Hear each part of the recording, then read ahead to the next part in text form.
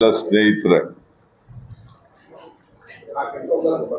ಇವತ್ತು ಬೆಂಗಳೂರು ನಗರದಲ್ಲಿ ಮಳೆಯಿಂದ ಹಾನಿಯಾಗಿರ್ತಕ್ಕಂಥ ಪ್ರದೇಶಗಳಿಗೆ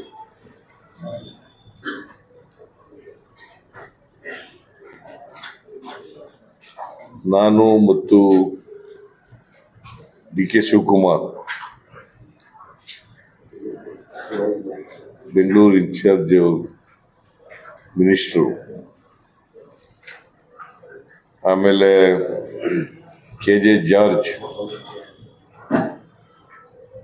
ಬೈರತಿ ಸುರೇಶ್, ಶಾಸಕರಾದಂಥ ಬೈರತಿ ಬಸವರಾಜ್, ಅರವಿಂದ್ ಲಿಂಬಾವಳಿ, ಸತೀಶ್ ರೆಡ್ಡಿ, ರಾಮಮೂರ್ತಿ, ಆಮೇಲೆ ಅಧಿಕಾರಿಗಳು, ಕಾರ್ಪೊರೇಷನ್ನವರು ಎಲ್ಲ ಬಂದಿದ್ರು. Tushar Girinath, administrator, Maheshwara Rao, BBMP officer, commissioner, Jayaram, BDA commissioner, ಆಮೇಲೆ ಜಲಮಂಡಳಿ ಅಧ್ಯಕ್ಷರು, ಚೇರ್ಮನ್ ಮತ್ತು MD ಸೌಮ್ಯ ರೆಡ್ಡಿ ಇದ್ರು. ಇದರಲ್ಲಿ ಗುರಪ್ಪನಪಾಳ್ಯ, ಆಮೇಲೆ ನಮ್ಮ ಚೀಫ್ ಸೆಕ್ರೆಟರಿ ಬಂದಿದ್ರು. ಅದೇ BJP ಆಮೇಲೆ BBMP ಆಫೀಸರ್ಸ್ಗಳೆಲ್ಲ ಬಂದಿದ್ರು. ಮೊದಲಿಗೆ ನಾವು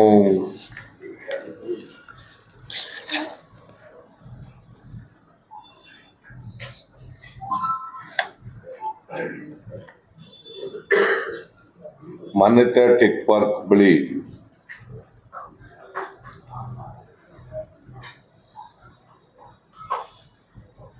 ಅಲ್ಲಿ ರಾಜಕಾಲುವೆ ಪರಿಶೀಲನೆ ಮಾಡೋದು. ಅಲ್ಲಿ ರಾಜಕಾಲುವೆ ಒತ್ತುವರಿಯಾಗಿದೆ.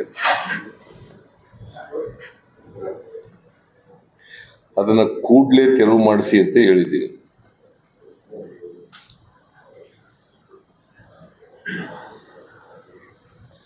ನೀರು ಸರಾಗವಾಗಿ ಹರಿಲಿಕ್ಕೆ ಅವಕಾಶ ಮಾಡಿಕೊಡಬೇಕು ಅಂತ ಹೇಳಿದ್ದೀನಿ. ಅದನ್ನ ಸರ್ ಮಾಡ್ತೀವಿ ಅಂತ ಹೇಳಿದ್ದಾರೆ. ಒಂದು, ಎರಡನೇದು, ಮಾನ್ಯತಾ ಟೆಕ್ ಮಾರ್ಕ್ನ CEO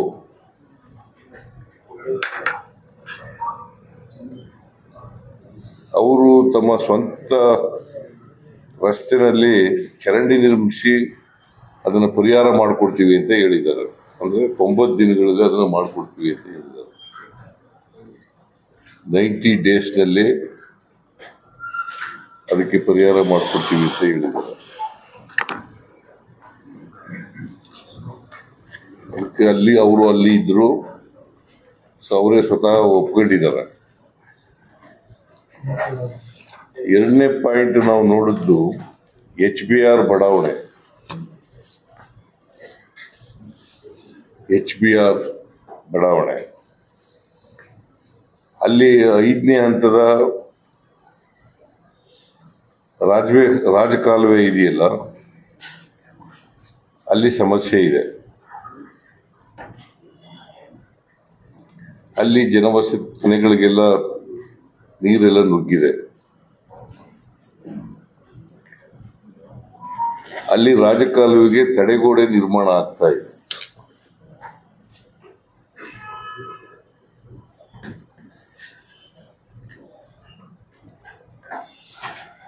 ನಾನು ಈ ಕಾರ್ಯಕ್ರಮ ಕೂಡಲೇ ಶೀಘ್ರವಾಗಿ ಪೂರ್ಣಗೊಳಿಸಬೇಕು, ಮುಗಿಸ್ಬೇಕು ಅಂತ ಹೇಳಿದ್ದೀನಿ. ಆಮೇಲೆ ಯಾರ್ಯಾರು ಡಿಬ್ರೀಸ್ ಚರಂಡಿಗೆ ಹಾಕ್ತಾರೆ ಅವ್ರ ಮೇಲೆ ಕಠಿಣವಾಗಿ ಕ್ರಮ ತಗೋಬೇಕು ಅಂತೇಳಿ ಆಯುಕ್ತರು BBMPಗೆ ಸೂಚಿಸಿದ್ದಾರೆ.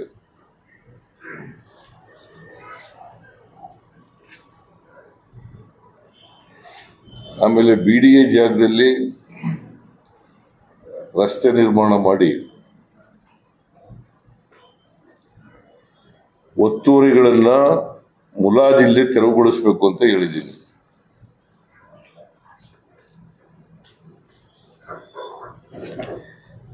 ಆಮೇಲೆ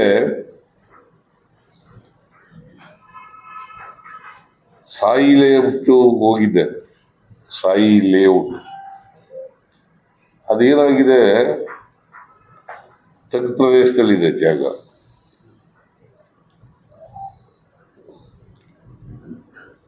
ರಾಜಕಾಲುವೆಗಿಂತ ತಗ್ಗು ಪ್ರದೇಶದಲ್ಲಿದೆ.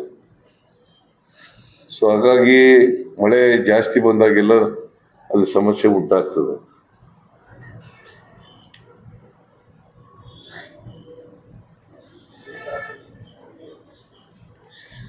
ಹಾಗಾಗಿ ನೀರು ಸರಾಗವಾಗಿ ಹರಿತಾ ಇಲ್ಲ ರಾಜಕಾಲುವೆಯಲ್ಲಿ.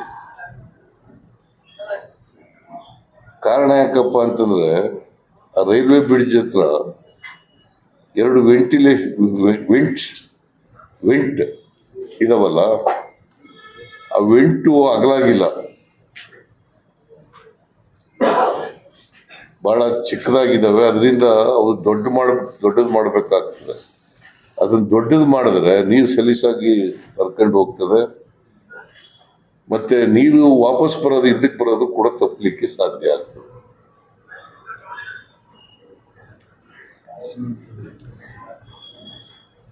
ಇದು ಅನೇಕ ವರ್ಷಗಳಿಂದ ಸಮಸ್ಯೆ ಇದೆ. ಅದು ಜಾರ್ಜ್ ಕಾನ್ಸ್ಟಿಟ್ಯೂನ್ಸಿ ಇಲ್ಲ, ಎಫೆಕ್ಟ್ ಆಗ್ತದೆ. ಗದ್ದಲದಲ್ಲಿ ಜಾರ್ಜ್ ಕಾನ್ಸ್ಟಿಟ್ಯೂನ್ಸಿಗೆ ಬ್ಯಾಕ್ ವಾಟರ್ ಬಂದದ್ದು, ಅದು ಬ್ಯಾಕ್ ವಾಟರ್ ಬರ್ತಾ ಇರೋದ್ರಿಂದ ಇವ್ರ ಕಾನ್ಸ್ಟಿಟ್ಯೂನ್ಸಿಗೆ ಅಡಚಣೆ ಆಗುತ್ತೆ. ಇದು ಮಾಡೋದ್ರಿಂದ ವಾಪಸ್ ನೀರು ಹರಿತದಲ್ಲ, ಅದು ಬರ್ತದಲ್ಲ, ತಡೆಯತಕ್ಕಂಥದ್ದು ತಪ್ಪುತ್ತೆ.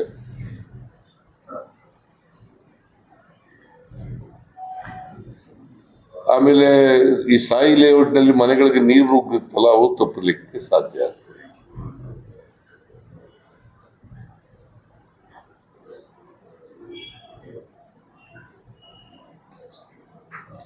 ಸೊ ನಾನು ಸೂಚನೆ ಕೊಟ್ಟಿದ್ದೀನಿ, ವಿಂಡ್ಸ್ ಇದೆಯಲ್ಲ ಅದನ್ನ ಅಗಲ ಮಾಡಿ ಅಂತ ಸೂಚನೆ ಕೊಟ್ಟಿದ್ದೀನಿ. ಎರಡು ಅಡಿಷನಲ್ ವೆಂಟ್ಸ್ ಪ್ರಾರಂಭ ಮಾಡಿಸಿದ ಪ್ರಾರಂಭ ಆಗಿದೆ. ದುಡ್ಡು ಮತ್ತು ರಿಲೀಸ್ ಮಾಡಿ ದುಡ್ಡು ಕೂಡ ಕೊಟ್ಟಿದ್ದೀವಿ.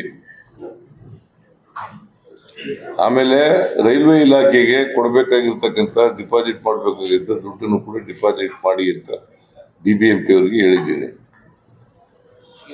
ಸುಮಾರು 13 ಕೋಟಿ ಅಲ್ಲ, 13 ಕೋಟಿ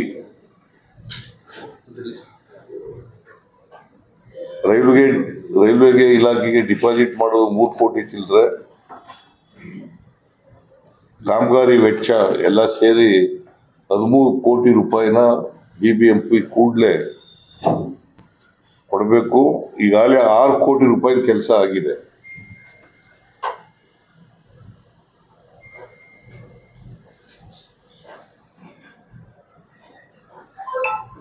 $6 ಕೋಟಿ ರೂಪಾಯಿ ಕೆಲಸ ಆಗಿ 3 ಕೋಟಿ ರೂಪಾಯಿ ಕೊಟ್ಟಿದ್ದೀವಿ.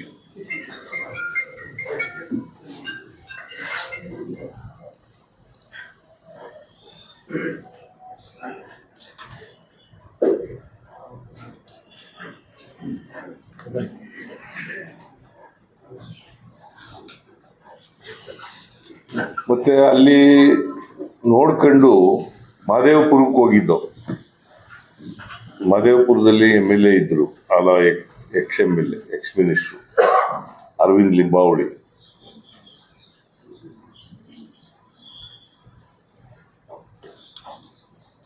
ಅಲ್ಲಿ ಪಣತ್ತೂರ್ ಗಾರ್ಡನ್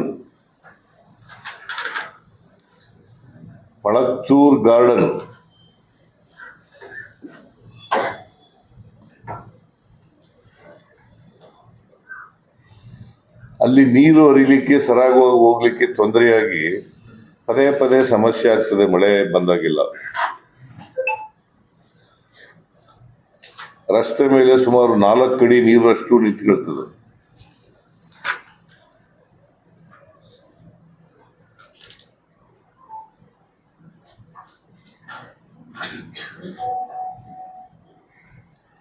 ಇದಕ್ಕೆ ಕಾರಣ ಏನಪ್ಪಾ ಅಂತಂದ್ರೆ,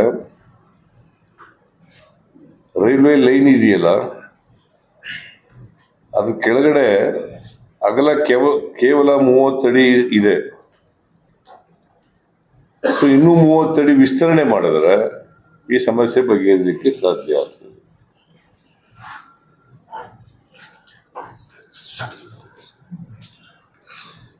ಆಮೇಲೆ ರಸ್ತೆ ವೈಡನ್ ಮಾಡಬೇಕು.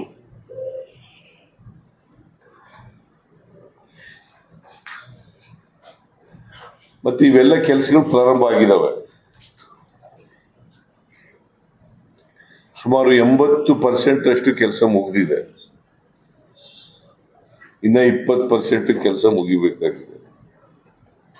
ಅದನ್ನು ಕೂಡಲೇ ಮುಗಿಸಿ ಅಂತ ಹೇಳಿ ಸೂಚನೆ ಕೊಟ್ಟಿದ್ದೀನಿ.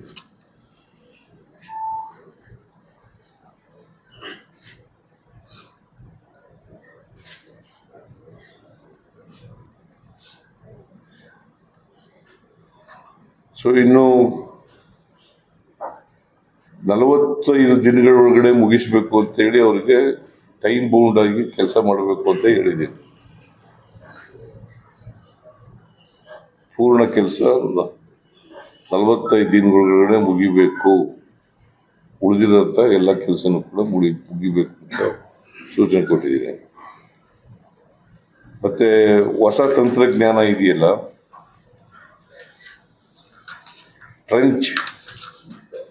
ಟ್ರಂಚ್ಲೆಸ್ ಟೆಕ್ನಾಲಜಿ,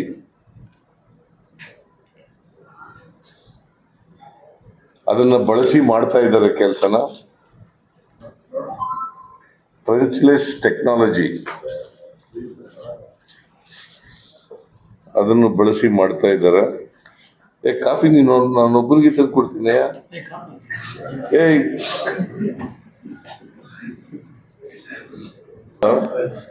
ಸಿಲ್ಕ್ ಬೋರ್ಡ್ ಹತ್ರ ಹೋದವು.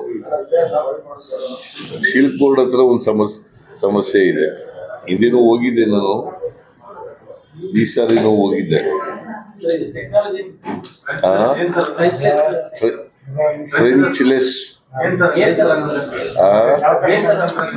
ಯಾವುದು ನಿಮ್ಗೆ ಗೊತ್ತಿಲ್ವಾ? ನಿನಗೆ ಗೊತ್ತಿಲ್ವೇನಪ್ಪ? ಅವರು ಹೊಸ ಟೆಕ್ನಾಲಜಿನ ಬಳಸ್ತಾ ಇದ್ದಾರೆ. ಟ್ರೆಂಚ್ಲೆಸ್ ಟೆಕ್ನಾಲಜಿ ಅಂತ ಒಂದಿದೆ. ಆ ಟೆಕ್ನಾಲಜಿನ BBMP ಅವರು ಅದು ಹಿಂಗಿದೆಯಲ್ಲ, ಓಪನ್ ಮಾಡ್ಬೇಕಾಗಿಲ್ಲ ಸರ್. ಅದು ಭೂಮಿ ಹಿಂಗಿದೆಯಲ್ಲ, ಹಿಂಗ್ ನೀರು ಹೋಗ್ತದೆ, ಅದಕ್ಕೆ ಕೆಳಗಡೆಯಿಂದ ನೀರು ಹೋಗಕ್ಕೆ ಮಾಡೋದು. ಸೊ ಅದು ಟೆಕ್ನಾಲಜಿ. ಅದು ಗೊತ್ತಾಯ್ತಾ?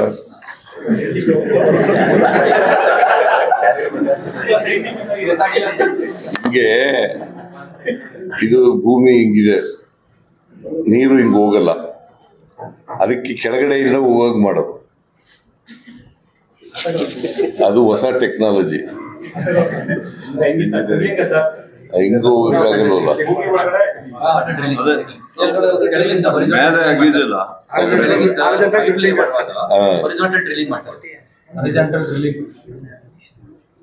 ಗೊತ್ತಾಯ್ತು ಈಗ? ಅವ್ರು ಹೇಳೋದು ಗೊತ್ತಾಯ್ತಾ ಈಗ?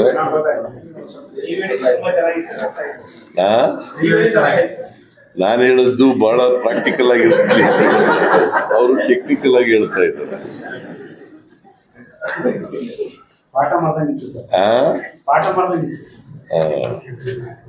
ಆಮೇಲೆ ಸಿಲ್ಕ್ ಬೋರ್ಡ್ ಜಂಕ್ಷನ್ ಇದೆಯಲ್ಲ, ಅಲ್ಲಿ ಹೋಗಿದ್ದೆ.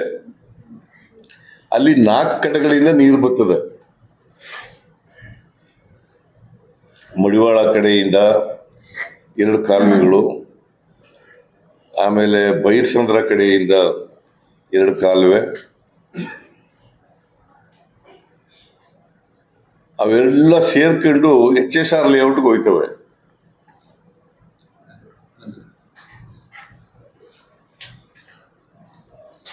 ಹಾಗಾಗಿ ನೀರು ಹೆಚ್ಚಾದಾಗೆಲ್ಲ ಉಕ್ಕಿ ಹರಿತದೆ, ರಸ್ತೆಗಳಿಗೆಲ್ಲ ನೀರು ಬರ್ತದೆ. ಇದು ಮೆಟ್ರೋ ಸಂಸ್ಥೆ, BBMP ಹಾಗೂ ರಾಷ್ಟ್ರೀಯ ಹೆದ್ದಾರಿ, ಈ 3 ಜನರು ಸೇರ್ಕೊಂಡು ಮಾಡಬೇಕಾಗಿದೆ. ಇದು ಮೆಟ್ರೋ, BBMP, ನ್ಯಾಷನಲ್ ಹೈವೇ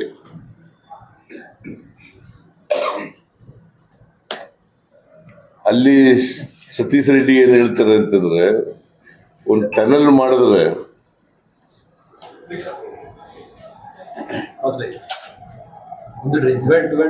ನೀರು ಹರಿಸ್ಬೋದು ಅಂತ ಹೇಳ್ತಾರೆ. ಅದಕ್ಕೆ ನಾನೇನ್ ಹೇಳಿದ್ದೀನಿ, BBMP ಅಧಿಕಾರಿಗಳಿಗೆ ಕೂತ್ಕೊಂಡು ನೀವು BBMP ಅವರು, ಮೆಟ್ರೋದವರು, ಇವರು ನ್ಯಾಷನಲ್ ಹೈವೇ ಅವರು ಕೂತ್ಕೊಂಡು ಒಂದು ತೀರ್ಮಾನ ಮಾಡಿ ಅಂತ ಹೇಳಿ ಸೂಚಿಸಿದ್ದೀನಿ.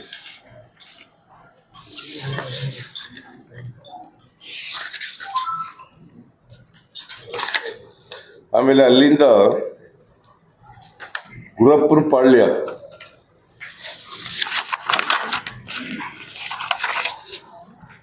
ಗುರಪ್ಪನ ಪಾಳ್ಯಕ್ಕೆ ಹೋಗಿದ್ದೆ. ಅಲ್ಲಿ ಏನಾಗಿದೆ, ತಡೆಗೋಡೆ ಹಾಕಿದಾರಲ್ಲ ಅದು ಕುಸಿದು ಬಿಟ್ಟಿದೆ.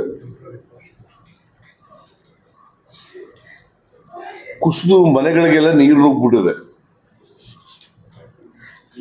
ಗುರಪ್ಪನ ಪಾಳ್ಯ ಅಲ್ಲಿ ಬಹಳ ಜನಸಂದಣಿ ಜಾಸ್ತಿ ಇರ್ತಕ್ಕಂಥದ್ದು, ದೊಡ್ಡ ರಸ್ತೆಗಳು ಇಲ್ಲ, ಚಿಕ್ಕ ಚಿಕ್ಕ ರಸ್ತೆಗಳಿರ್ತಕ್ಕಂಥದ್ದು. ಮತ್ತೆ ಎಲ್ಲೆಲ್ಲಿ ಕೆಳಗಡೆ ಮನೆಗಳಿದ್ದಾವೆ ಎಲ್ಲ ಮನೆಗಳಿಗೆಲ್ಲ ನೀರು ನುಗ್ಬಿಟ್ಟಿದೆ. ಅವರು ದವಸ ಧಾನ್ಯಗಳು, ಬಟ್ಟೆ ಬರಿಗಳು ಅವೆಲ್ಲ ಹಾಳಾಗಿದ್ದಾವೆ. ಅದಕ್ಕೆ ನಾನು ಮಹೇಶ್ವರರಾವ್ ಹೇಳಿದ್ದೀನಿ, ಒಂದು ಸರ್ವೆ ಮಾಡಿಸಿ ಅಲ್ಲಿ ಎಷ್ಟು ನಷ್ಟ ಆಗಿದೆ ಪರಿಹಾರ ಕೊಡಬೇಕು ಅಂತ ಹೇಳಿದ್ದೀನಿ. ನಾನು ಬೇರೆ ಕಡೆನೂ ಕೂಡ ಪರಿಹಾರ ಕೊಡಿ ಅಂತ ಹೇಳಿದ್ದೀನಿ. ಸಾಯಿ ಲೇಔಟ್ನಲ್ಲಿ ಸಾಯಿ ಲೇಔಟ್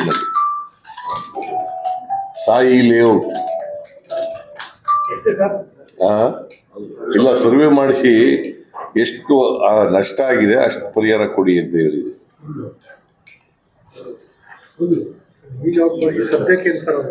ಮಾಡಿದ್ಮೇಲೆ ಗೊತ್ತಾಯ್ತು.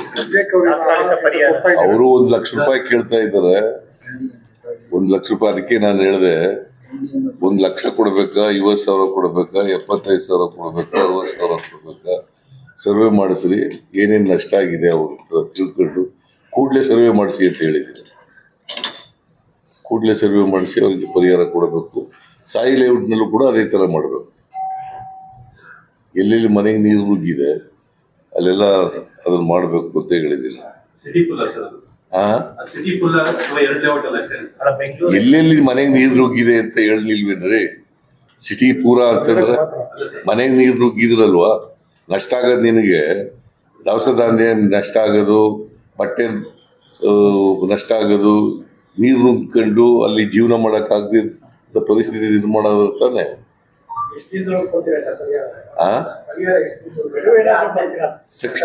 ತಕ್ಷಣ ಅದಕ್ಕೆ ದಿನ ಅಂತ ಇರಲಿಲ್ಲ, ಕೂಡಲೇ ಕೊಡಿ ಅಂತ ಹೇಳಿದ್ದೀನಿ. ಸರ್ವೆ ಮಾಡಿ ಕೊಡಿ ಅಂತ ಹೇಳಿದ್ದೀನಿ. ಅದಕ್ಕೆ ದಿನಗಳು ಲೆಕ್ಕ ಇಲ್ಲ. ನಾಳೆ ಸರ್ವೆ ಆದ್ರೆ ನಾಳಿದ್ದೆ. ಈಗಾಗಲೇ ಮಾಡ್ತಾ ಇದ್ದಾರೆ ಅವರು. ಪಾಪ ಅಲ್ಲಿ ಭಾಗದ ಜನ ಮಸೀದಿನಲ್ಲಿ ಮತ್ತೆ ಬೇರೆ ಕಡೆ ಎಲ್ಲ ಮಾಡ್ತಾ ಇದ್ದಾರೆ. ಬೇರೆ ಸಾಯಿ ಲೇಔಟ್ ನಲ್ಲಿ ಬೇರೆ ಮಾಡ್ತಾ ಇದ್ದಾರೆ. BBMP ಅವರು ಕೂಡ ಮಾಡಿದೀವಿ ಸರ್. ಸಾಯಿ ಲೇಔಟ್ ನಲ್ಲಿ ಎಲ್ಲ 300 ಮಂದಿಗೆ ಸರ್ ವಸತಿ ಊಟ ಎಲ್ಲ ಕೊಡ್ತಾನೆ ಇದ್ದೀವಿ ಸರ್. ತಾತ್ಕಾಲಿಕವಾಗಿ ಮಾಡಿದ್ದಾರೆ.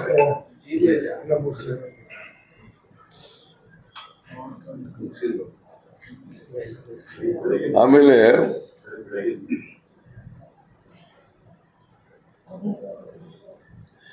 ಒಂದು ನಾನು ಇವ್ರಿಗೆ BBMP ಅವ್ರಿಗೆ ಏನಂತ ಹೇಳಿದ್ದೀನಿ ಅಂತಂದ್ರೆ, ಈ ಲೋ ಲೈಯಿಂಗ್ ನಲ್ಲಿ ಏರಿಯಾ ಇದೆಯಲ್ಲ, ರಾಜಕಾಲುವೆ ಇಂದ ಕೆಳಗಡೆ ಇರ್ತಕ್ಕಂಥದ್ದು, ಅಲ್ಲಿ ಬೇಸ್ಮೆಂಟ್ ಪ್ಲಾನ್ ಕೊಡುವಾಗ ಬೇಸ್ಮೆಂಟ್ಗೆ ಅವಕಾಶ ಕೊಡಬೇಡಿ ಅಂತ ಹೇಳಿದ್ರು. ಬೇಸ್ಮೆಂಟ್ಗೆ ಒಪ್ಪಿಗೆ ಕೊಡಬೇಡಿ. ಯಾಕಂತಂದ್ರೆ ಬೇಸ್ಮೆಂಟ್ಗೆ ನೀರು ನುಗ್ಗೋದು. ತುಂಬಾ ಕಡೆ ಹಂಗಾಗಿದೆ. ಈಗ ನೋಡಿ,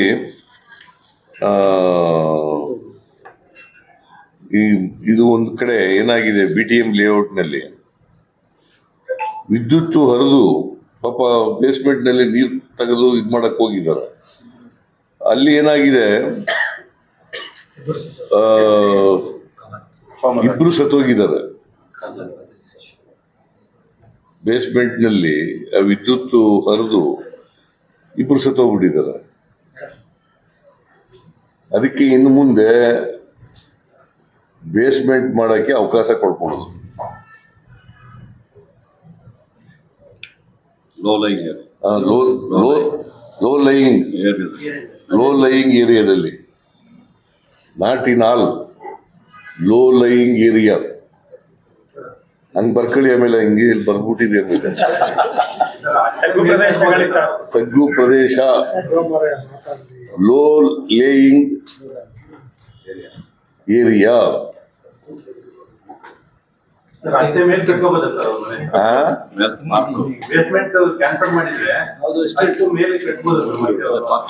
ಲೈಸೆನ್ಸ್ ಕೂಡ ನಾನು ಪ್ಲಾನಿಂಗ್ ನವ್ರು ತೀರ್ಮಾನ ಮಾಡ್ತಾರೆ, ನಾನೇ ತೀರ್ಮಾನ ಮಾಡಲಿಲ್ಲ. ಯಾರು ಪ್ಲಾನಿಂಗ್ ನವರು ಇದ್ದಾರೆ ಅವ್ರು ತೀರ್ಮಾನ ಮಾಡ್ತಾರೆ. ಆದ್ರೆ ಬೇಸ್ಮೆಂಟ್ ಇದು ಕೊಡಬೇಡಿ, ಪರ್ಮಿಷನ್ ಕೊಡಬೇಡಿ. Low lying area, low lying area. ಆದ್ರೆ ಹೊಸ ಮನೆಗಳನ್ನು ಕಟ್ಟಬೇಕಾದ್ರೆ ಕೆಳಗಡೆ ಪಾರ್ಕಿಂಗ್ ಅವಕಾಶ ಕೊಡೋದಾದ್ರೆ ಮಾಡ್ಬೇಕು ಅನ್ನೋದು ರೂಲ್ಸ್ ಇತ್ತು. ಈಗ ಹೆಚ್ಚುವರಿ ಅವಕಾಶ ಅದು ಏನಾಯ್ತದೆ, ನೀರು ನುಗ್ಬಿಡ್ತದಲ್ಲಪ್ಪ ತಮ್ಮ, ಸತ್ತೋಯ್ತಾರಲ್ಲ ಎಲ್ಲ. ಅದಕ್ಕೆ ಅವ್ರ ಕಾರ್ ಬೇಕಾದ್ರೆ ಕಾರ್ ಶೆಡ್ ಮಾಡ್ಕೊಳ್ಳಿ, ಮೇಲ್ಗಡೆ ಕಾರ್ ಶೆಡ್ ಮಾಡ್ಕೊಳ್ಳಿ. ಬಟ್ ಬೇಸ್ಮೆಂಟ್ ಮಾಡಕ್ಕೆ ಅವಕಾಶ ಆಗಿಲ್ಲ. ಬೇಸ್ಮೆಂಟ್ ಜಾಗದಲ್ಲಿ ಸ್ಟಿಲ್ಟ್ ಫ್ಲೋರ್ ಮಾಡಿ, ಸ್ಟಿಲ್ಟ್ ಫ್ಲೋರ್ ನೀರೆಲ್ಲ ಕೆಳಗಡೆ ಹೋದ್ರೆ ಅದರ ನೀರೆಲ್ಲ ಕೆಳಗಡೆ ಹೋಗ್ಬಿಡ್ತದಲ್ಲ. ಅದಕ್ಕೆ ಉತ್ತರ, ಪೂರ್ವ, ದಕ್ಷಿಣ ಈ ಕಡೆ ಎಲ್ಲ ಹೋಗಿದ್ದೆ ನಾನು. ಸೊ ಈ ಸಾರಿ 2022ರಲ್ಲಿ ಒಂದ್ಸಾರಿ ಮಳೆ ಬಿದ್ದಿತ್ತು. 229 ಮಿಲಿಮೀಟರ್ ಮಳೆ ಆಗ್ಬಿಟ್ಟಿತ್ತು. 10 ವರ್ಷದಲ್ಲಿ ಇದು 2ನೇ ಸರಿ ಜಾಸ್ತಿ ಬಂದಿರೋದು ಮಳೆ ಬಂದಿರೋದು. 10 ವರ್ಷದಿಂದ ಒಂದ್ಸಾರಿ ಬಂದಿತ್ತು. 22 ನಲ್ಲ 114 mm. 114 mm in 22.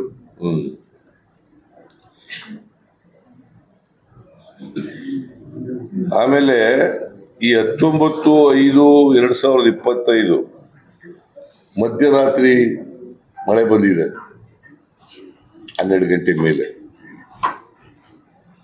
ಸುಮಾರು 132 ಮಿಲಿಮೀಟರ್ ಮಳೆ ಆಗಿದೆ. ಇದು ಯಾಕೆ ಆಗುತ್ತೆ ಅಂತಂದ್ರೆ ಈ ಕ್ಲೈಮೇಟ್ ಚೇಂಜಸ್, ಇಂದ ಪ್ರವಾಹ ಮತ್ತೆ ಬರ ಇವೆಲ್ಲ ಬರ್ತಾ ಇರ್ತವೆ. ಈಗ ಕ್ಲೈಮೇಟ್ ಚೇಂಜಸ್ ನಿಮ್ಗೆಲ್ಲ ಗೊತ್ತಿದೆ. ಅದರಿಂದ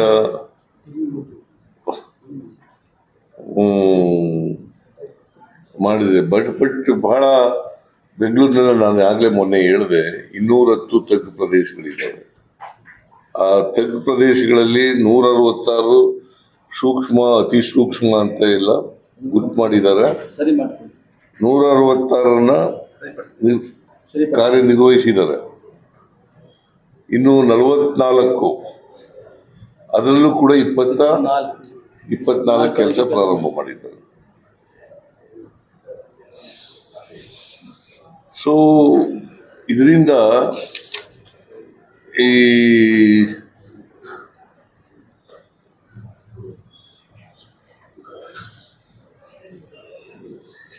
ಆಮೇಲೆ ರಾಜಕಾಲುವೆ ಇದೆಯಲ್ಲ,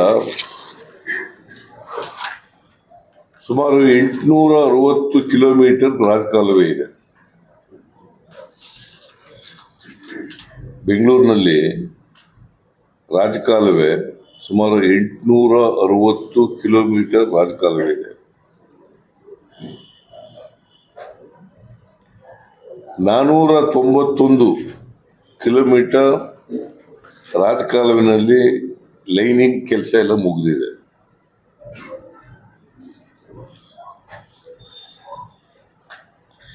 ಆಮೇಲೆ 173 ಕಿಲೋಮೀಟರ್ ವರ್ಲ್ಡ್ ಬ್ಯಾಂಕ್ನಿಂದ ಲೋನ್ ತಗೊಂಡು ಟೆಂಡರ್ ಆಗಿದೆ ಸರ್. ಟೆಂಡರ್ ಎಲ್ಲ ಆಗಿದೆ. ವರ್ಕ್ ಆರ್ಡ್ರು ಇಶ್ಯೂ ಆಗಿದೆಯಾ? ಇಲ್ಲ. ಇನ್ನು ವರ್ಕ್ ಆರ್ಡರ್ ಇಶ್ಯೂ ಆಗಬೇಕು. ಸುಮಾರು 2,000 ಕೋಟಿ ರೂಪಾಯಿಗಳು. ಇದರಲ್ಲಿ ಸರ್ 195 ಕಿಲೋಮೀಟರ್ ಕೆಲಸ ನಡೀತಾ ಇದೆ ಸರ್. ಫರ್ವರಿ ಕಂಪ್ಲೀಟ್ ಆಗುತ್ತೆ. ಆಮೇಲೆ 195 ಕಿಲೋಮೀಟರ್ ಕೆಲಸ ನಡೀತಾ ಇದೆ ಸರ್. 2,000 ಕೋಟಿಯಲ್ಲಿ. ಇದು ಫೆಬ್ರವರಿ 2026 ಒಳಗಡೆ ಮುಗಿಸ್ಬೇಕು ಅಂತ ಹೇಳಿದೀವಿ.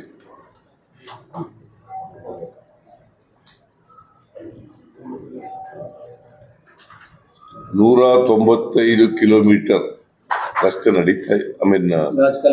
ರಾಜಕಾಲುವೆ ಕೆಲಸ ನಡೀತಾ ಇದೆ. ಸುಮಾರು ಅದು 2,000 ಕೋಟಿ ಅಂದಾಜಿನಲ್ಲಿ ಕೆಲಸ ನಡೀತಾ ಇದೆ. ಫೆಬ್ರವರಿ 26 ಒಳಗಡೆ ಮುಗಿಬೇಕು ಅಂತೇಳಿ ಹೇಳಿದ್ದೀವಿ. ಅದಲ್ದೇನೆ ಅದರ ಜೊತೆಗೆ 173 ಕಿಲೋಮೀಟರ್ ವರ್ಲ್ಡ್ ಬ್ಯಾಂಕ್ ನೆರವಿನಿಂದ with the assistance of world bank loan. ಏನು 2,000 crores. For BBMP work. Already given or they have sanctioned? Yes. Sanctioned sir. Negotiation ಆಗಿದೆ. ಇದನ್ನ 3 ವರ್ಷಗಳಲ್ಲಿ ಪೂರ್ಣಗೊಳಿಸಬೇಕು ಅಂತ ವಿಚಾರ ಇದೆ. ಸೊ ಇದೆಲ್ಲ ಆದರೆ ರಾಜಕಾಲುವೆಗಳು ಪೂರ್ಣ ಲೈನಿಂಗ್ ಆದಾಗ ಆಗುತ್ತೆ. ಮತ್ತೆ ಎಲ್ಲೆಲ್ಲಿ ಒತ್ತುವರಿ ಆಗಿದೆ ಅವೆಲ್ಲರೂ ಕೂಡ ಮುಲಾಜಿಲ್ಲದೆ ತೆಗೆದಾಕಿ ಅಂತ ಹೇಳಿ, ಎಷ್ಟೇ ಪ್ರಭಾವಿಗಳಿರಲಿ ಯಾರೇ ಇರಲಿ ಅದನ್ನ ಒತ್ತುವರಿನ ಬಿಡಿಸ್ತಕ್ಕಂಥ ಕೆಲಸ ಮಾಡಬೇಕು. ಈ ಸರಿ ಮಳೆ ಬಂದಾಗಲೂ ಕೂಡ ರಾಜಕಾಲುವೆ ಒತ್ತುವರಿ ಶುರು ಮಾಡ್ತೀವಿ ಅಂತ ಹೇಳ್ತೀರಾ ಸರ್, ಬಟ್ ಅಧಿಕಾರಿಗಳು ಯಾಕೆ ಬೆಲೆ ತೋರಿಸ್ತಾರೆ? ಪ್ರತಿ ಸರಿ ಮಳೆ ಬಂದ ಸಂದರ್ಭದಲ್ಲಿ ರಾಜಕಾಲುವೆ ಒತ್ತುವರಿ ತೆರವು ಮಾಡ್ತೀನಿ ಅಂತ ಹೇಳ್ತೀರಾ, ಬಟ್ ಅಧಿಕಾರಿಗಳು ಎಲ್ಲ ಒಂದ್ ಕಡೆ ಇಲ್ಲ. ಈಗ 491 ಮಾಡಿರೋದು ಯಾಕೆ? ಯಾವುದು ಈಗ ಏನಾಯ್ತು? ನೀವು ಬಂದಿರೋದು ಅದೇ ಬಂದಿರೋದು. ನಾವು ತಾಪತ್ರಯ ಬಿಜೆಪಿ ಅವ್ರ ಕಾಲದಲ್ಲಿ ಮಾಡಲಿಲ್ಲ, ಗೊತ್ತಾಯ್ತಾ? ನಾವು ಬಂದಾಗ ಶುರು ಮಾಡಿಸಿದ್ದೆ ನಾನು. ಆಗ್ಲೇನೆ 491 ಕಿಲೋಮೀಟರ್ ಆಯ್ತದ್ದು. ಅದಾದ್ಮೇಲೆ ಆಗ್ಲಿಲ್ಲ, ಈಗ ಮತ್ತೆ ಶುರು ಮಾಡಿಸಿದೀವಿ. 2 ವರ್ಷ ಆಯ್ತಲ್ಲ ಸರ್, ಸುಮ್ಮನೆ ಇದ್ರಿ. ಮತ್ತೆ 2 ವರ್ಷ ಸುಮ್ಮನೆ ಇದ್ರಿ. ಈಗೇನು 195 ಕಿಲೋಮೀಟರ್ ಕೆಲಸ ನಡೀತಾ ಇರೋದು ಯಾರು? ನೋಡಪ್ಪ, ಡಿಸಾಸ್ಟರ್ ಮ್ಯಾನೇಜ್ಮೆಂಟ್ ನಲ್ಲಿ ಅದರ ಅಡಿನಲ್ಲಿ ಕೆಲಸ ಶುರು ಮಾಡಿ ಅಂತ ಹೇಳಿದ್ರು. ಕೋರ್ಟ್ಗೆ ಹೋಗಿದ್ರೆ ಕೋರ್ಟ್ ನಲ್ಲಿ ಒಂದು ಸ್ಟೇಗಿ ಕೊಟ್ಟಿದ್ರೆ ಅಥವಾ ಇನ್ನೇನಾದ್ರು ಮಾಡಿದ್ರೆ ಆದೇಶ ಇದ್ರೆ ಅದನ್ನ ತೆರವುಗೊಳಿಸ್ತಕ್ಕಂಥ ಕೆಲಸ ಮಾಡ್ತಕ್ಕಂಥದ್ದು ಇದು ಒಂದು. ಎರಡನೇದು ಡಿಸಾಸ್ಟರ್ ಮ್ಯಾನೇಜ್ಮೆಂಟ್ ಅಡಿನಲ್ಲಿ ಕೆಲಸ ಮಾಡ್ತಕ್ಕಂಥದ್ದು ಇದು ಎರಡನೇದು. ಸರ್, ಒತ್ತುವರಿ ಎಷ್ಟು ಬಾಕಿ ಇದೆ ಸರ್? ಹಿಂದೆ ನೀವಿದ್ದಾಗ 2018 ಕ್ಲಿಯರ್ ಆಗಿತ್ತು, ಮತ್ತೆ ಕೋರ್ಟ್ ಬಂದ ನಂತರ ಸ್ಟಾಪ್ ಆಗುತ್ತೆ. ಮತ್ತೆ ಇನ್ನೆಷ್ಟು ಬಾಕಿ ಇದೆ ಸರ್? 18-23 ಆಗಿಲ್ಲ. ಪರ್ಟಿಕ್ಯುಲರ್ ಕೇಸಸ್ ಕೂಡ ಇತ್ತು ಸರ್. ಪ್ರಭಾವಿಗಳ ಆಸ್ಪತ್ರೆಗಳು, ಕಟ್ಟಡಗಳು, ಯಾರೇ ಪ್ರಭಾವಿಗಳಿದ್ರು ತೆಗಿಸಾಕ್ತಿವಿ. ಅಡ್ಡ ಬಂದ್ರೆ ರಾಜಕಾಲುವೆಗಳಿಗೆ ಅಡ್ಡ ಬಂದ್ರೆ ಒತ್ತುವರಿ ಆಗಿದ್ರೆ ತೆಗಿಸ್ತೀವಿ. ಯಾರು ಆಗಲಿ, ಕಾಂಗ್ರೆಸ್ನವರು ಬಿಜೆಪಿ ಅವರು ಯಾವನಾರು. ಆಮೇಲೆ ಲಾಸ್ಟ್ ನಲ್ಲಿ ಒಂದು ಈ ಬಾನು ಮುಸ್ತಾಕ್ ಅಂತ ರೈತರು ಇದಾರಲ್ಲ, ಬಾನು ಮುಸ್ತಾಕ್ ಹಾಸನದವರು, ಅವರ ಹೃದಯ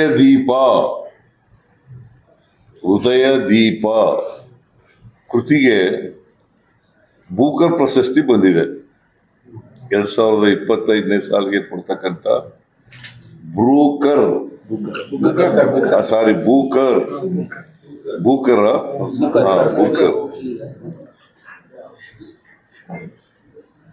ಬೂಕರ್ ಪ್ರಶಸ್ತಿ ಬಂದಿದೆ. ಇದರಿಂದ ಇಡೀ ಕನ್ನಡ ನಾಡಿನ ಗೌರವವನ್ನು ಹೆಚ್ಚು ಮಾಡಿದೆ.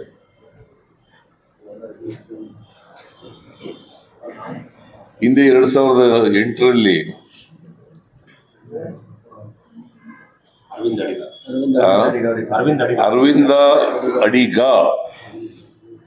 ಅರವಿಂದ ಅಡಿಗ ಅವರಿಗೆ ಸಿಕ್ಕಿತ್ತು 2008ರಲ್ಲಿ ದಿ ವೈಟ್ ಟೈಗರ್ ಅನ್ನೋ ಕೃತಿಗೆ.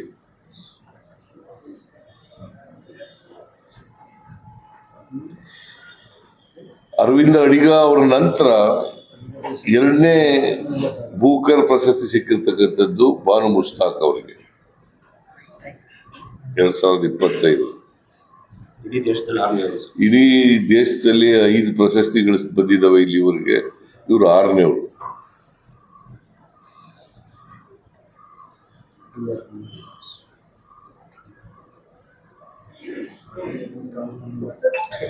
ಈ ಬೂಕರ್ ಪ್ರಶಸ್ತಿ ಪ್ರಾರಂಭ ಆದ ಯಾವಾಗ ಅಂತಂದ್ರೆ 1969ನೇ ಇಸ್ವಿ.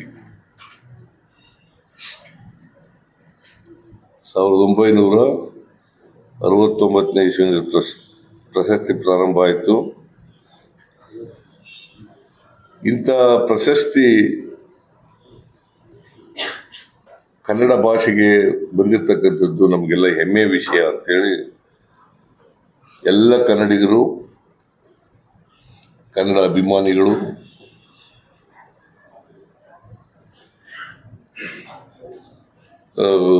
ಖುಷಿ ಪಡ್ತಕ್ಕಂಥ, ಹೆಮ್ಮೆ ಪಡ್ತಕ್ಕಂಥ ವಿಚಾರ.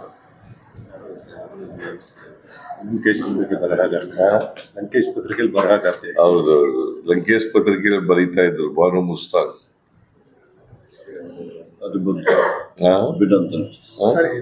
ಅಭಿನಂದನೆಗಳು ಹೇಳ್ಬೋದು. ನೀವು ಎಲ್ಲ ಬಂದಿದ್ರಿ, ನಮ್ ಜೊತೆ ಎಲ್ಲ ಬಂದಿದ್ರಿ. ಕೆಲವರಿಗೆಲ್ಲ ಊಟ ಸಿಕ್ಕಿದೆ, ಕೆಲವ್ರಿಗೆ ಊಟ ಸಿಕ್ಕಿದೆ. ಅದಕ್ಕೋಸ್ಕರ ನಿಮ್ಮೆಲ್ಲರಿಗೂ ಧನ್ಯವಾದಗಳು. ಊಟ ಮಾಡಿರೋರ್ಗೂ ಧನ್ಯವಾದಗಳು, ಊಟ ಮಾಡದೇ ಇರೋರ್ಗೂ ಧನ್ಯವಾದಗಳು.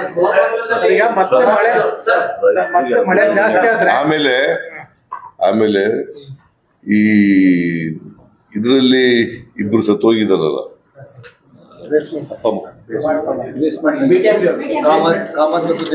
ಯಾವುದು BTM ಲೇಔಟ್ ನಲ್ಲಿ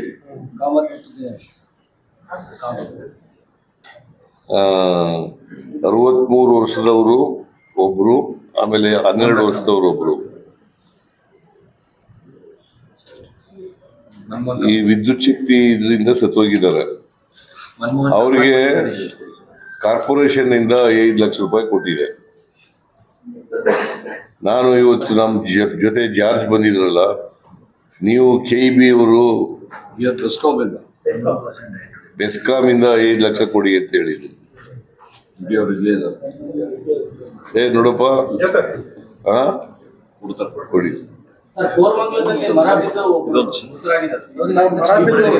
ಯಾವಾಗ ಅವ್ರಿಗೂ 5 ಲಕ್ಷ ಕೊಡ್ತೀವಿ. ಅಭಿನಂದನೆಗಳು. ಆಮೇಲೆ ಬಾನು ಮುಷ್ತಾಕ್ ಅವರಿಗೆ 7 ಕೋಟಿ ಕನ್ನಡಿಗರ ಪರವಾಗಿ ಅಭಿನಂದನೆಗಳು.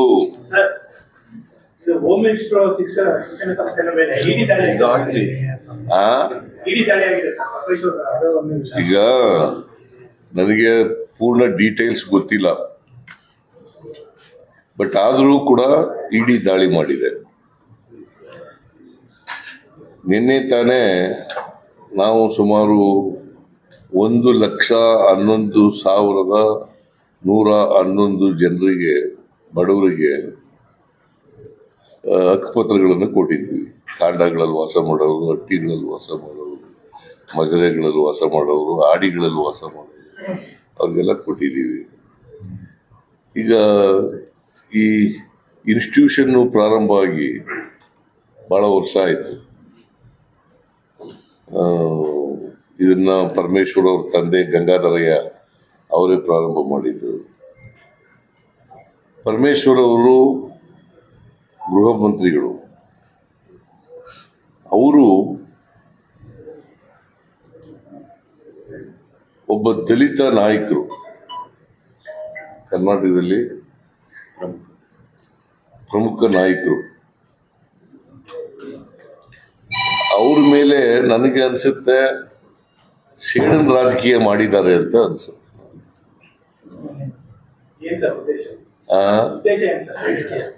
ಅದೇ ಹೇಳಿದ್ನಲ್ಲ ಈಗ ಇಷ್ಟೊತ್ತು ದಲಿತ ನಾಯಕ ದಲಿತ ನಾಯಕರ ಎಲ್ಲ ಈಗ ಟಾರ್ಗೆಟ್ ಮಾಡೋದೇ ಬಡವರನ್ನ, ದಲಿತರನ್ನ, ಹಿಂದುಳಿದವ್ರನ್ನ, ಕಾಂಗ್ರೆಸ್ನವ್ರನ್ನ. ಗೊತ್ತಾಯ್ತಾ? ಕಾಂಗ್ರೆಸ್ನಲ್ಲಿ ಬಿಜೆಪಿಯವರು ಯಾರ ಮೇಲೆ ಮಾಡಿದ್ದಾರೆ ನೋಡೋಣ, ಹೇಳಿದ ದಾಳಿನ. ಇಡಿ, ಇನ್ಕಮ್ ಟ್ಯಾಕ್ಸ್ ಯಾರು ಮಾಡಿದ್ದಾರೆ ಹೇಳಿ ನೋಡೋಣ. ಯಡಿಯೂರಪ್ಪ ಏನು ಬಹಳ ಅನಿಷ್ಟ, ವಿಜೇಂದ್ರ ಬಹಳ ಅನಿಷ್ಟ, ಕುಮಾರಸ್ವಾಮಿ ಬಹಳ ಅನಿಷ್ಟ, ಬಿಜೆಪಿ ಅವರೆಲ್ಲ ಬಹಳ ಅನಿಷ್ಟ ನಾಯಕರುಗಳೆಲ್ಲ. ಅವ್ರ ಮೇಲೆ ಒಬ್ಬರ ಮೇಲೂ ಮಾಡಲ್ಲ, ಇವ್ರನ್ನೇ ಯಾಕೆ ಇದು ಮಾಡ್ತಾರೆ ನೋಡಿ. ನೀವು ಇನ್ಕಮ್ ಟ್ಯಾಕ್ಸ್ ಡಿಪಾರ್ಟ್ಮೆಂಟ್ ನಲ್ಲಿ ಇದ್ದವರು ಇದ್ದವರು ಅಂತ ಹೇಳ್ತಾ ಇದ್ದೆ. ಈಗಿನದು ಹೇಳಿಲ್ಲ, ಅವ್ರ ಕಾಲದಲ್ಲಿ ಆತರ ಇರ್ಲಿಲ್ಲ, ಆತರ ಖಂಡಿತ ಇರಲಿಲ್ಲ ಸರ್. ಈಗ ಸ್ಟಾರ್ಟ್ ಮಾಡಿದ್ರು ಕಾಲ. ನಾವು ಮನಮೋಹನ್ ಸಿಂಗ್ ಟೈಮ್ ನಲ್ಲಿ ಇದ್ದಿದ್ದು. ಇದೆಲ್ಲ ನೋಡಿದ್ರೆ ಟಾರ್ಗೆಟ್ ಮಾಡಿ ಒಬ್ಬ ದಲಿತ ನಾಯಕರನ್ನ ಟಾರ್ಗೆಟ್ ಮಾಡಿರ್ತಕ್ಕಂಥದ್ದು ಇದು ರಾಜಕೀಯ ಪ್ರೇರಿತವಾದದ್ದು. ಮತ್ತೆ ಅವರು ಒಂದು ವಿದ್ಯಾಸಂಸ್ಥೆ ನಡೆಸ್ತಾ ಇದ್ದಾರೆ, ಆ ವಿದ್ಯಾಸಂಸ್ಥೆ ಮೇಲೆ ದಾಳಿ ಮಾಡಿರ್ತಕ್ಕಂಥ. ಮೊದಲು ಇನ್ಕಮ್ ಟ್ಯಾಕ್ಸ್ ಮಾಡಿದ್ರು, ಈಗ ಮೊದಲು ಇನ್ಕಮ್ ಟ್ಯಾಕ್ಸ್ ಮಾಡಿದ್ರು, ಈಗ ಇಡಿ ಮಾಡಿದೆ. CM sir, the same thing in English, please. The same thing in Sir, English also, please. Department fault hire ಮಾಡ್ಕೊಂಡು ಹ್ಯುಮ್ಯಾನಿಟಿ. ಈಗ ಇವ್ರು ಕೊಡ್ತಾ ಇರೋದು KB ಅವರು, ಇಟ್ ಇಸ್ ಅವರು ತಪ್ಪು ಮಾಡಿದ್ದಾರೆ ಅಂತಲ್ಲ, not due to departmental fault, ಮಾನವೀಯತೆ ದೃಷ್ಟಿಯಿಂದ ಕೊಡಿ. ನಾನು ಮಾನವೀಯತೆ ದೃಷ್ಟಿಯಿಂದ ಕೊಡಿ ಅಂತ ಹೇಳಿ.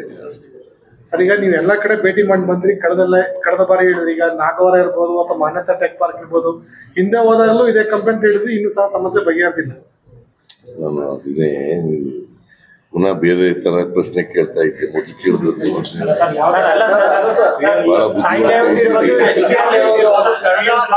ಕೇಳವು ಒಬ್ರು ಕೇಳ್ರಿ ನೋಡೆಯ ಕೇಳಿ ಕೇಳಿ. ನಾನು ಹೇಳ್ತೀನಿ, ನಾನು ಇಲ್ಲಿವರೆಗೆ ರಾಜಕಾಲುವೆಗಳನ್ನ ತೆರವು ಮಾಡಿಸ್ತಕ್ಕಂಥ, ಒತ್ತುವರಿ ತೆರವು ಮಾಡಿಸ್ತಕ್ಕಂಥ, ಮತ್ತೆ ಎಲ್ಲನೂ ಲೈನಿಂಗ್ ಮಾಡಿಸ್ತಕ್ಕಂಥ, ತಡೆಗೋಡೆ ಮಾಡ್ತಕ್ಕಂಥ ಕೆಲಸ ಮಾಡಿದರೆ ಇವೆಲ್ಲ ಆಗ್ಲಿಕ್ಕೆ ಸಾಧ್ಯ ಆಯ್ತಿರಲಿಲ್ಲ. ಈ ಎಲ್ಲ ತಗ್ಗು ಪ್ರದೇಶಗಳಲ್ಲಿ ಅಲ್ಲಿ ಎಲ್ಲೆಲ್ಲಿ ನೀರು ನುಗ್ಗುತ್ತೆ ಅಲ್ಲೆಲ್ಲ ಮಾಡಿದರೆ ಆಗ್ತಿತ್ತು. ಬಿಜೆಪಿ ಅವರು ಮಾಡಲಿಲ್ಲ 4 ವರ್ಷ. ಈಗ 2022ರಲ್ಲಿ 229 ಮಿಲಿಮೀಟರ್ ಮಳೆ ಆಯಿತು. ಆಗಲೇ ಕೂಡಲೇ ಮಾಡಬೇಕಾಗಿತ್ತು, ಮಾಡಲಿಲ್ಲ. ಸೊ ಮಾಡದ್ರಿಂದ ಇವೆಲ್ಲ ಸಮಸ್ಯೆಗಳು ಉದ್ಭವ ಆಗ್ತವೆ. ಅದು 1 ವರ್ಷದಲ್ಲಿ 6 ತಿಂಗಳಲ್ಲಿ ಮುಗಿಸೋ ಕೆಲಸ ಅಲ್ಲ. ಈಗ ನೋಡಿ, 173 ಕಿಲೋಮೀಟರ್ ರಾಜಕಾಲುವೆ ಮಾಡೋಕ್ಕೆ ವರ್ಲ್ಡ್ ಬ್ಯಾಂಕ್ನಿಂದ ನಾವು ತಗೊಂಡಿರ್ತಕ್ಕಂಥದ್ದು ಸಾಲ 3 ವರ್ಷ ಟೈಮ್ ಹಿಡಿಯುತ್ತೆ. ಆ 3 ವರ್ಷ ಟೈಮ್ ಹಿಡಿಯುವಾಗ ಅದು 6 ತಿಂಗಳಲ್ಲೇ ಮಾಡೋಕ್ಕಾಗತ್ತಾ? 3 ತಿಂಗಳಲ್ಲಿ ಮಾಡೋಕ್ಕಾಗತ್ತಾ? ಲೋನ್ ತಗೊಂಡಿದ್ದೀವಿ ನಾವು. ಸೊ ಎನಿವೆ, ಒಟ್ಟಾರೆಯಾಗಿ ಬೆಂಗಳೂರಿನಲ್ಲಿ ಏನಾಗಿದೆ, ಒಂದು ಕ್ಲೈಮೇಟ್ ಚೇಂಜಸ್, ಎರಡನೇದು ನಮ್ಮಲ್ಲಿ ಚರಂಡಿ ವ್ಯವಸ್ಥೆ ಅಷ್ಟೊಂದು ಸಮರ್ಪಕವಾಗಿ ಇಲ್ಲದೆ ಇರ್ತಕ್ಕಂಥದ್ದು, ಮೂರನೇದು ರಾಜಕಾಲುವೆಗಳು ಒತ್ತುವರಿಯಾಗಿರ್ತಕ್ಕಂಥದ್ದು, ಮತ್ತೆ ಸಿಲ್ಟಪ್ ಆಗಿರ್ತಕ್ಕಂಥದ್ದು,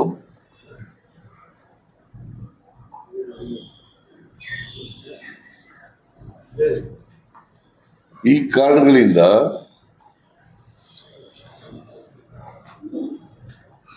ಪದೇ ಪದೇ ಈ ಸಮಸ್ಯೆ ಮಳೆಗಾಲ ಬಂದಾಗೆಲ್ಲ, ಹೆಚ್ಚು ಮಳೆ ಆದಾಗೆಲ್ಲ ಈ ಸಮಸ್ಯೆ ಉದ್ಭವ ಆಗ್ತದೆ. ಅದಕ್ಕೆ ಶಾಶ್ವತವಾಗಿ ಪರಿಹಾರ ಮಾಡ್ತೀವಿ ಅಂತಕ್ಕಂಥ ವಿಶ್ವಾಸ ನನಗಿದೆ, ನಂಬಿಕೆ ನನಗಿದೆ. ಮುಂದಿನ ಮಳೆಗೆ ಈ ತರ ಆಗಲ್ಲ ಅಂತೀರಾ ಸರ್? ಬೆಂಗಳೂರು ಯಾವುದೇ ಕಾರಣಕ್ಕೂ ಈ ತರ ಇರಲ್ಲ ಅಂತೀರಾ ಸರ್? ಮುಂದಿನ ಮಳೆಗೆ 100% ಸರಿ ಹೋಗುತ್ತೆ ಅಂತ ಹೇಳಕ್ ಹೋಗಲ್ಲ ನಾನು. ಮುಂದಿನ ಮಳೆಗೆ ಅಷ್ಟೊತ್ತಿಗೆ ಸಾಕಷ್ಟು ಮಾಡ್ತೀವಿ. ಸರ್ ಮೊದಲು ಮಳೆ ಬಂದಾಗ ಕಿನೋ ಥಿಯೇಟರ್ ಒಂದು ಬ್ರಿಡ್ಜ್ ಇತ್ತು, ಬಸ್ಗಳೇ ಬರುತ್ತಾ ಇತ್ತು. ಶಾಂತಿನಗರ ಬಸ್ಗಳು ಅದೆಲ್ಲ ತಾವು ಬಂದ ಮೇಲೆ ಎಲ್ಲ ಸರಿ ಮಾಡಿದ್ದಾರೆ. ಆಮೇಲೆ ಜನರು ಕೂಡ ಸಹಕರಿಸ್ಬೇಕು ಇದ್ರ ಜೊತೆಗೆ. ಈಗ ಪ್ಲಾಸ್ಟಿಕ್ ಹಾಕ್ಬಿಡೋದು, ಕಾಲುವೆ ಚರಂಡಿಗಳಿಗೆ ಇದನ್ನ ಸುರಿದು ಬಿಡೋದು, ಕಸ ಸುರಿದು ಬಿಡೋದು, ಆಮೇಲೆ ಬಟ್ಟೆ ಬೀಸ್ ಹಾಕೋದು, ಆಮೇಲೆ ಆಮೇಲೆ ಎಂತದು ಮನೆಗಳನ್ನ ಅಕ್ರಮವಾಗಿ ಕಟ್ಟಿಬಿಡೋದು, ಇಂಥವೆಲ್ಲ ಅವೆಲ್ಲ ಮಾಡ್ಬೇಕು. ಅವ್ರು ಕೋಆಪರೇಟ್ ಮಾಡ್ಬೇಕಲ್ವಾ, ಇವೆಲ್ಲ ಇರ್ಬಾರ್ದು. 1600 ಕೋಟಿ ನಾವು ಕೊಟ್ಟಿದ್ವಿ ಬಿಜೆಪಿ ಸರ್ಕಾರದಲ್ಲಿ, ನಿಮ್ ಸರ್ಕಾರ ಬರ್ತಿದ್ದೇನೆ ಅದನ್ನ ವಾಪಸ್ ತಗೊಂಡ್ರು. ಹಾಗಾಗಿ ಮಳೆ ಬಂದ್ರೆ ಇಷ್ಟು ಯಾರಪ್ಪ ಕೊಟ್ಟಿದ್ದವು? ಅಶೋಕ್ ಸುಳ್ಳು ಹೇಳೋದು ಬಿಟ್ರಿ ಇನ್ನೇನ್ ಬರ್ತದೆ? ಬಿಜೆಪಿ ಅವರೆಲ್ಲ ಸುಳ್ಳು ಹೇಳೋದು. 1600 ಕೋಟಿ ಕೊಟ್ಟಿದ್ರಿ. ಕೆಲಸ ನಡೀತಾ ಇದೆ ಸರ್. ಅಲ್ಲಪ್ಪ, 1600 ಕೋಟಿ ಕೊಟ್ಟಿದ್ರ ಸರ್. ತಾವು ಬಂದ ಮೇಲೆ 7,000 ಕೋಟಿ ರೂಪಾಯಿ ಫಸ್ಟ್ ಟೈಮ್ ಬ್ಯಾಂಗ್ಳೂರ್ ಸಿಟಿಗೆ 7,000 ಕೋಟಿ 3 ವರ್ಷ ಕೊಟ್ಟಿದ್ದು ತಾವು. ಅಲ್ಲಿ ತನಕ ಇವರೆಲ್ಲ ಇದ್ರು ₹1 ಕೊಟ್ಟಿರಲಿಲ್ಲ. ನೋಡಿಯಪ್ಪ, ಅವರು ಕೆಲಸ ಮಾಡಿದ್ರೆ 4 ವರ್ಷ ಅಧಿಕಾರದಲ್ಲಿದ್ರು, 4 ವರ್ಷ ಮಾಡಿದ್ರೆ ಈ ಸಮಸ್ಯೆ ಬರ್ತಿಲ್ಲ. ಕನ್ನಡದಲ್ಲಿ ಮಾತಾಡ್ತೀನಿ, ನೀನು ಇಂಗ್ಲಿಷ್ ದಲ್ಲಿ ಕೇಳ್ತಾ ಇದೀಯ?